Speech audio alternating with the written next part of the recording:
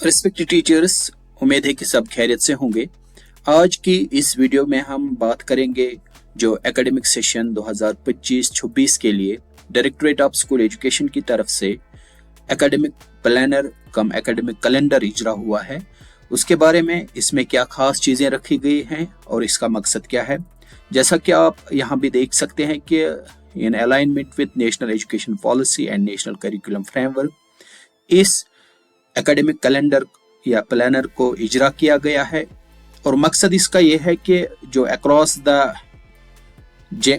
Kashmir division government and private schools हैं, उनमें जो एकेडमिक एक्टिविटीज़ या नॉन एकेडमिक एक्टिविटीज़ हैं वो एक कैलेंडर के मुताबिक चलें, ताकि एक सिस्टमेटिक ऑर्डर में बर वक्त जो भी एक्टिविटी करनी है वो हो पाए और फुल जो एकेडमिक सेशन है उसका ऑप्टिमम यूज़ हो सके और बच्चों को ज़्यादा से ज़्यादा फ़ायदा हो सके और हमारा सिस्टम अच्छी तरह काम करे।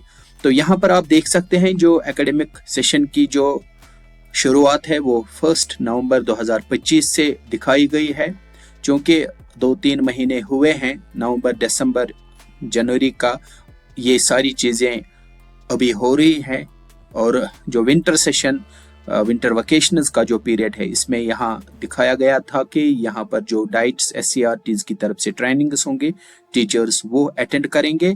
और 23 फरवरी से 2024 से 9th से 12th तक जो बच्चे हैं वो वापस स्कूल आएंगे, यानी क्लास वर्क शुरू होगी। और उसके बाद 2 मार्च को फर्स्ट प्री प्राइमरी से 8वीं जमात तक बच्चे आएंगे और पहला जो दिन होगा इनका 2 मार्च 2024। इस दिन वेलकम और इंटरेक्टिव सेशंस होंगे, बच्चों को साथ जो जॉयफुल एक्टिविटीज़ की जाएंगी, वो चीज़ें यहाँ 2 मार्च को दिखाई गई है। उसके बाद 3 मार्च से regular teaching learning process class work जो है वो शुरू होगा। और इस तरह फॉर्मली जो हमारा एकेडमिक सेशन है वो फिर से रिज्यूम होगा। 3 मार्च से एकेडमिक एक्टिविटीज़ सारी स्कूलों में शुरू होंगी।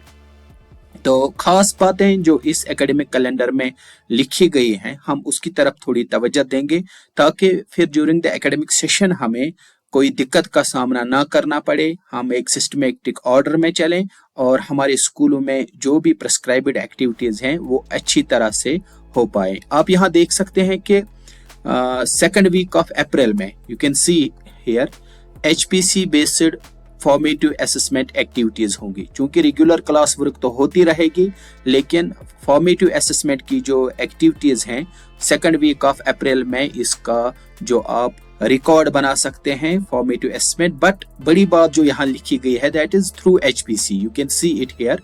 HPC के ज़रिए से आपको फॉर्मेटिव असेसमेंट करना है। होलिस्टिक प्रोग्रेस कार्ड जो कि फाइनल स्टेज में है और उम्मीद की जाती है कि इसी एकेडमिक सेशन से वो स्कूलों में हम बाज़ाब्ता तौर पर इम्प्लीमेंट करेंगे।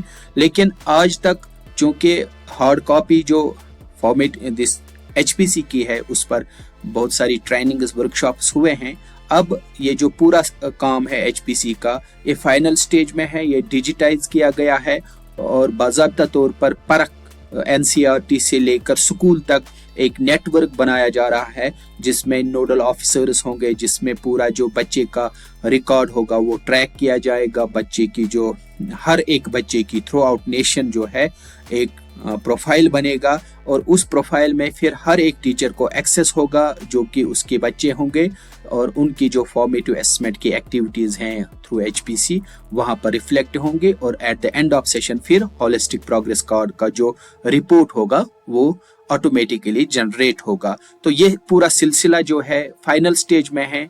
It is just a click away now कि इसको किस तरह अब इम्प्लीमेंट किया जाएगा। उस हवाले से जो मीटिंग्स हैं, जो वर्कशॉप्स हैं, जो भी एक्टिविटीज़ हैं वो फाइनल स्टेज में हैं और हम उम्मीद करते हैं कि जल्दी इस हवाले से ऑर्डर आएगा और जो डिजिटल HPC है उसको हम एक्सेस कर पाएंगे। तो बहरहाल यहाँ फॉर्मेटिव असेसमेंट की बात हो रही है कि HPC का जो स्ट्रक्चर है, टेम्पलेट है, उसके ज़रिए से ही आपको फॉर्मेटिव असेसमेंट करना है। फॉर्मेटिव असेसमेंट के हवाले से हमने पहले भी बहुत सारी बातें की है कि ये एक summative assessment pen paper test ही सिर्फ नहीं होता है, इसमें पेन पेपर टेस्ट होते हैं, लेकिन उसके साथ साथ जो असेसमेंट एक्टिविटीज़ हैं जो जॉयफुल होंगे, बर्डन फ्री होंगे, जो स्कूल बेस्ड होंगे, जिसमें असाइनमेंट्स आते हैं, प्रोजेक्ट्स आते हैं, ग्रुप वर्क आते हैं, क्विज़ेस आते हैं या टीचर बेस्ड ऑब्जर्वेशन आती है, इसी तरह पीयर असेसमेंट, सेल्फ असेसमेंट, वो सारी चीज़ें फॉर्मेटिव असेसमेंट में आती हैं। तो उस हवाले से पहले ही एक दो प्रेजेंटेशंस हमने डिस्कस की हैं, आप उनको देख सकते हैं, what is formative assessment and how it is to be conducted. इसके साथ आप देख सकते हैं रेगुलर क्लास वर्क की बात हो रही है, बार बार एचपीसी की और पीटीएम्स की बात हो रही है। फिर समर वेकेशंस का जो टेंटेटिव डेट दिया गया है that is from 1 to 10 July. इसी तरह क्लास वर्क फिर से HPC based regular class work, summative assessment second week of October यहाँ पर टेंटेटिवली दिखाया गया है। सेकंड वीक ऑफ अक्टूबर तक आपका जो पूरा कंटेंट एरिया है, सिलेबस जो प्रेस्क्राइब्ड है, एकेडमिक कैलेंडर जो कि एससीईआरटी से पहले ही इजरा हुआ है या जिसमें अपडेशन आ सकती हैं, तो उसके मुताबिक ही आपको जो अक्टूबर तक है पूरा एकेडमिक सेशन कंप्लीट करना है और अक्टूबर के ही महीने में आपको समेटिव असेसमेंट वाला काम करना है। उसके बाद रिजल्ट भी अक्टूबर में होगा और नवंबर से नई क्लासिफिकेशन जो नेक्स्ट सेशन की है वो होगी। तो यहाँ आप देख सकते हैं कहा गया है कि एनईपी की जो भी इंटरवेंशंस हैं, जो भी एनईपी के रिगार्डिंग जो भी स्कूल लेवल तक इम्प्लीमेंटेशन की बात होगी या हो रही है, वो सारी चीज़ें आपको स्कूल में करनी है। Formative assessment, school based assessments करने हैं। इसी तरह from class 1 a 3-month school readiness programme aligned with NCERT Vidya Pravesh manual based on NEP 2020 guidelines shall be implemented. ये बहुत बड़ा प्रोग्राम है, अच्छा प्रोग्राम है। जब बच्चे प्री प्राइमरी से आके फर्स्ट में आते हैं तो एक उनके स्कूल रेडीनेस वाला जो प्रोग्राम है, जो भी इस स्टेज पर पढ़ाते हैं, इस क्लास में पढ़ाते हैं, उनको चाहिए इस जो विद्या प्रवेश का मैनुअल है उसमें देखिए, उसमें जो एक्टिविटीज दी गई हैं ताकि बच्चा रेडी हो जाए, जो फर्स्ट का उसका कंटेंट एरिया है, कॉम्पिटेंसीज या लर्निंग आउटकम्स हैं, उनको अचीव करने के लिए। सो आपके लिए लाजमी है कि आप ये विद्या प्रवेश वाला जो मैनुअल है वो पढ़े और उसके मुताबिक आप स्कूल में एक्टिविटीज करें। और for first 30 days readiness remedial measure जिसकी मैंने बात की यहाँ पर, all school heads and teaching faculty should go through Parakh Rashtriya Survekshan 2024 of their districts and work hard to fulfill the learning gaps reflected in the survey.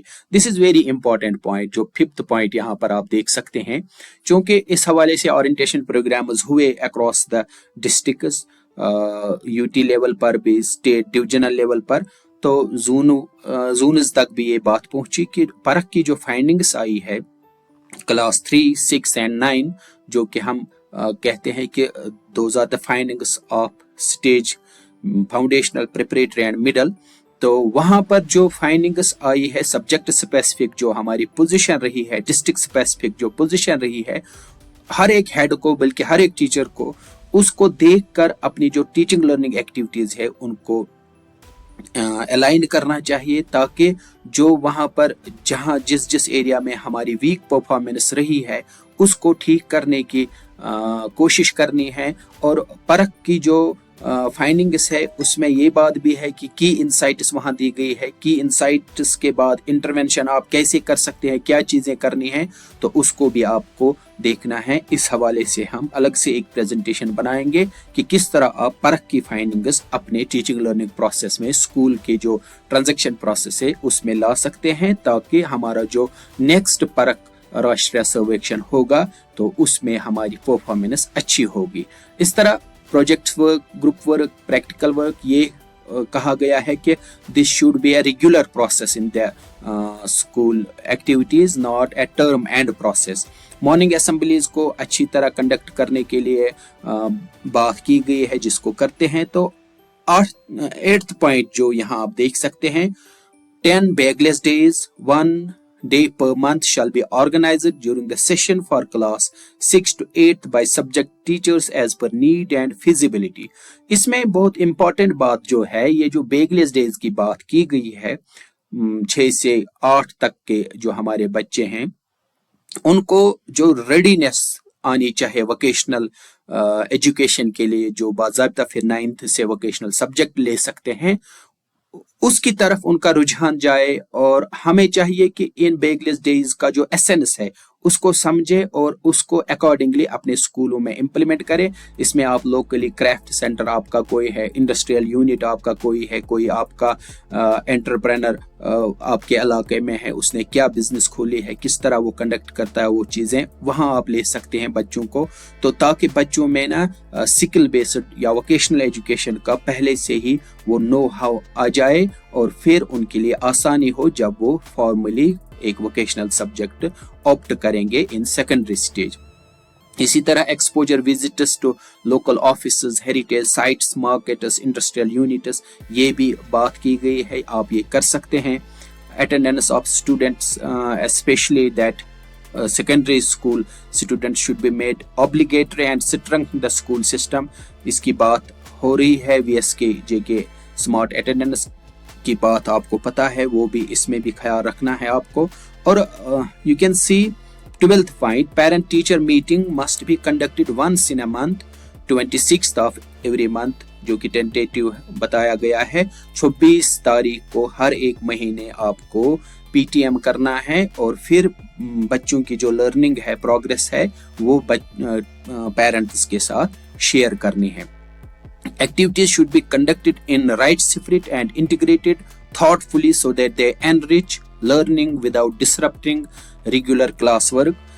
Further, SCRT J&K will come up with detailed classroom teaching learning planner with curricular goals, competencies, learning outcomes in consonance with NCF foundational stage and NCF school education। इसका आपको पता ही है, जो SCRT है वो बाज़ाब्ता competencies को content जो हमारी टेक्स्ट बुक्स में उसके साथ अलाइन करके एकेडमिक कैलेंडर बनाती है। और वो पहले ही चूँकि हमारे पास है, अगर हो सके तो उसको अपडेट किया जाएगा। लेकिन फ़िलहाल जो हमारे पास है, हमारे लर्निंग एक्टिविटीज़ जो क्लासरूम एक्टिविटीज़ है, जो कंटेंट एरिया की एक्टिविटीज़ हैं, वो उसी के मुताबिक करनी है। तो ये थी कुछ बातें आपने यहाँ पर देखी जो डायरेक्टरेट ऑफ स्कूल एजुकेशन से एकेडमिक प्लानर आया है उसके हवाले से। और उम्मीद है कि इस वीडियो प्रेजेंटेशन से आपको फ़ायदा मिलेगा कि आप इसको कंसल्ट करेंगे और आपको इसका जो असल एसेंस है, क्रक्स है इसका, वो समझने में आसानी होगी। आपका बहुत बहुत शुक्रिया।